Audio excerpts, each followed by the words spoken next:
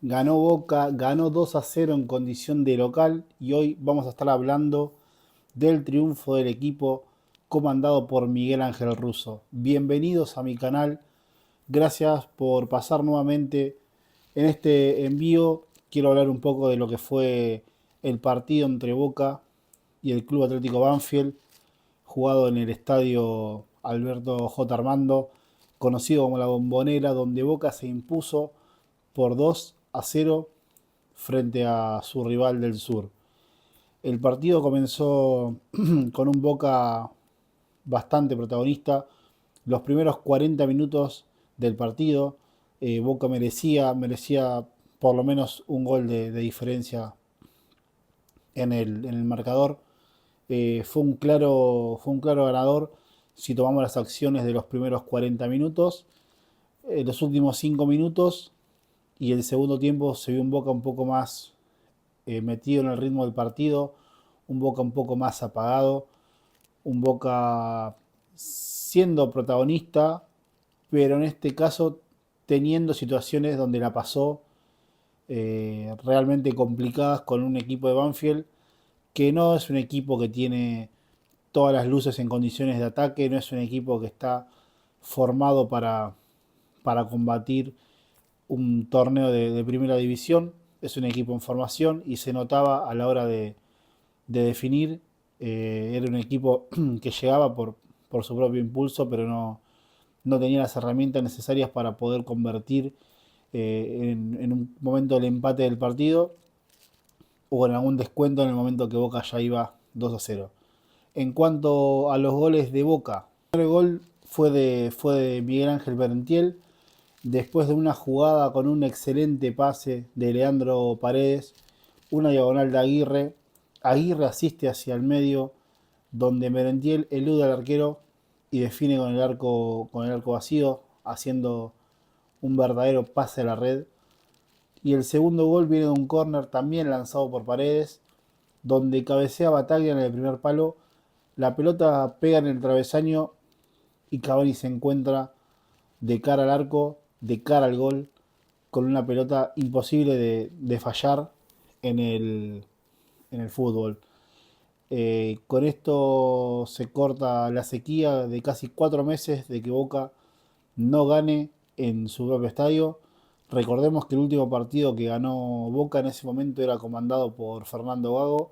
Fue contra Estudiantes y fue en el mes de abril. Fue previo el último partido antes del Superclásico donde Boca cayó derrotado en el Monumental.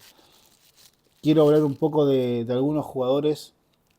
Ante todo me gustaría hablar un poco de la dirigencia técnica en este caso.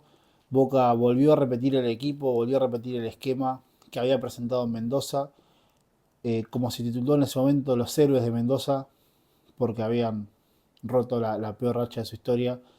Eh, Repitió los mismos jugadores, tal vez de mi punto de vista hubiese sacado a Carlos Palacios y o a Cavani por una cuestión de que Velasco había ingresado muy bien y que Jiménez había ingresado muy bien en el partido. Pero Russo decidió repetir los mismos 11 y fue efectivo. Así que de no mediar algún inconveniente en la semana, hay que ver cómo terminó Pellegrino, donde tuvo una torcedura en su rodilla que preocupó a la gente y preocupó al mismo cuerpo técnico. Más allá de eso hay que ver cómo termina la semana y Boca seguramente que equipo que gane no se toque y repita los mismos 11. Pero bueno, Russo lleva la evolución de los jugadores semana a semana y habrá que ver cómo sigue Barinaga también, que fue reemplazado por Luis Advíncula en el segundo tiempo. Ahora quiero hablar de algunos jugadores que siento que se están acomodando y que hoy en día están marcando que tienen que ser titulares en este equipo.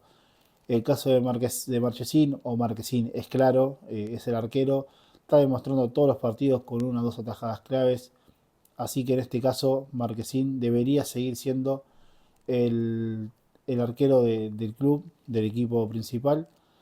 Barinaga volvió a jugar de una buena manera, hoy entra en un podio, hoy creo que entra top 3 en lo que fue el partido.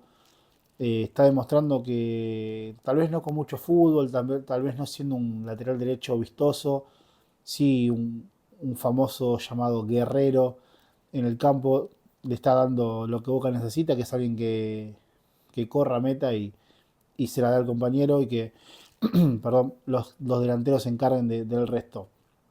La saga central hoy creo que ya está conformada con Dilolo que llegó y se llegó al lugar y se quedó, se ganó el lugar y se está ganando el respeto de todo el pueblo, de toda la gente, de todo el pueblo de Boca. Y acá hay un jugador que fue traído por Juan Román Riquelme en el momento en el que Russo le había dicho que no necesitaba centrales. Ya había empezado el tema con Marcos Rojo y Riquelme había decidido comprar por 3 millones y medio al central del Milan que había jugado en Huracán, en el último Huracán, que había perdido la final contra Platense y había jugado anteriormente en el equipo del Calamar. Marco Pellegrino la tenía muy difícil, tenía una competencia muy difícil porque Ayrton Costa había sido la figura de Boca en el Mundial de Clubes y por una lesión que tuvo Ayrton Costa en su rodilla fue Pellegrino quien tomó su lugar y no volvió a salir del equipo. Así que Pellegrino también es otro que tiene su lugar por ahora bien cubierto. Lo mismo Lautaro Blanco, hoy con Sarachi que está separado del plantel, está entrenando diferenciado, es el 3 titular y creo que es una falencia acá del equipo para marcar algo negativo y que no todo sea color de rosas, que Boca no tiene un 3 suplente, porque para mí Fabra ya no tiene que ser más jugador del club. Después, creo que el acierto más grande de Russo en esta última etapa de su tercer mandato como técnico, el gran descubrimiento, o no sé si descubrimiento porque ya lo había hecho, es Rodrigo Bataglia jugando de volante central defensivo. Bataglia es un jugador que le da quite y le da la pelota a Paredes para que Paredes sea quien se encargue del juego y de jugar todo el tiempo buscando lanzar y buscando lastimar a la defensa rival.